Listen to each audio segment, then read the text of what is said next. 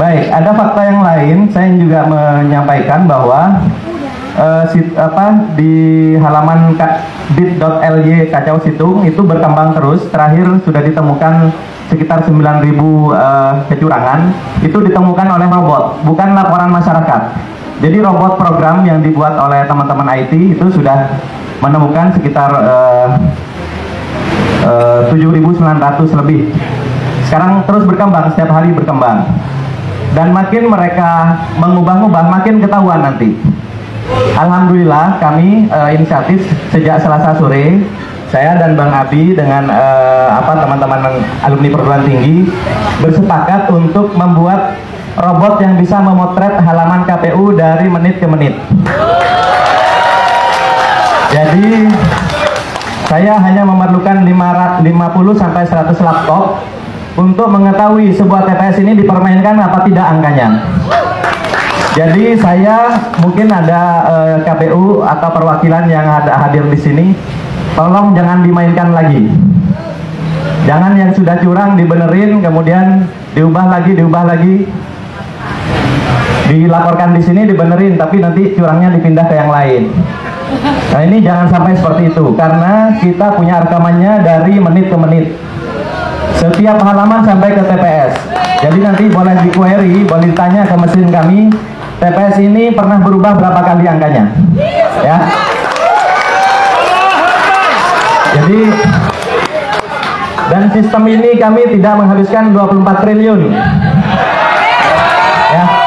Jadi sistem saya hanya perlu menyewa laptop 700.000 kali 100 laptop, cuma 70 juta. Saya hanya memerintahkan staf saya 2 hari membuat aplikasinya. Saya kemudian hosting di bukan hosting ya, menyewa server hanya $80 sebulan. Hanya 1 juta saja. Jadi nggak sampai 100 juta, KPU ini sudah hilang kredibilitasnya. Ya. Jadi nggak perlu bukti aneh-aneh. Itu ya. Dan saya cukup 1 tentara lulusan SMK. Saya buktikan ijazahnya ya. Nggak usah doktor, nggak usah profesor. Sedangkan kita punya profesor banyak. Kita kasih aja, biar staf saya itu duduk, suruh nyalakan laptopnya, kemudian nyalakan, nggak usah bicara. Nanti setiap orang bisa query nanya di mana saja kecurangan itu, gitu ya. Itu fakta-fakta yang harus kita lawan, gitu ya. Karena kejanggalan ini terlalu banyak. Kalau salah entry, Bapak Ibu sekalian beli tiket, salah entry nomor KTP saja tidak bisa masuk ya.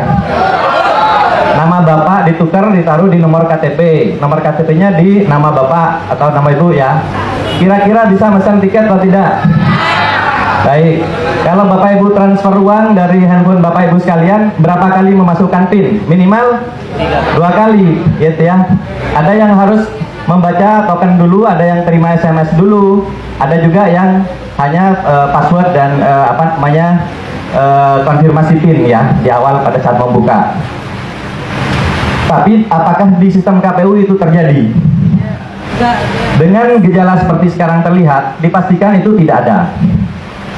Padahal itu adalah standar keamanan yang standar sekali, yang paling rendah. Sedangkan kita bisa melihat komposisi server dan sebagainya yang ada di KPU itu sekarang, itu bagaimana akses door-nya, kemudian ada log orang yang keluar masuk di situ, username password yang didaftarkan itu apakah passwordnya dikirim lewat handphone atau dikirim lewat printout atau apa, gitu ya. Apakah ketika terima password harus langsung diubah setelah login pertama kali? Nah itu kan harus diperiksa semua. Oleh karena itu kami mengusulkan dengan kejadian yang sangat janggal ini, selain IT audit KPU secara teknologi, tapi kita juga perlu mengaudit orang-orangnya. Ya. Jadi dalam IT audit itu selain servernya, programnya, itu juga orangnya. Apakah betul sidik jari mereka didaftarkan misalnya untuk masuk ke ruang server? Dan server itu, mohon maaf, apakah betul-betul ada di situ? Kemudian untuk masuk harus pakai VPN. Saya kok tidak yakin. Itu ya. Kemudian sekarang dari KPUD itu yang menginput data, saluran VPN-nya seperti apa?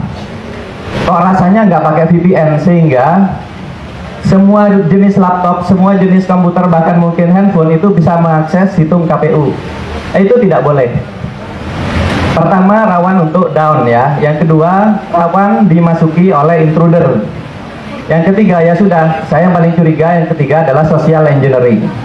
Jadi password-password itu memang sembarangan dikasih atau dikasih ke orang-orang tertentu yang mengamati angka-angka yang gampang dimanipulasi. Misalnya 11, jadi 111.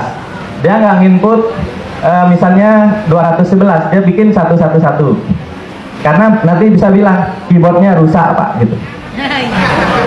Itu ya, jadi lebih memilih nambah di depan daripada nambah 0 di belakang.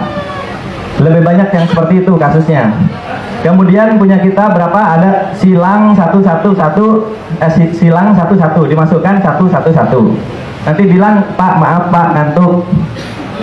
Nah yang seperti ini boleh jadi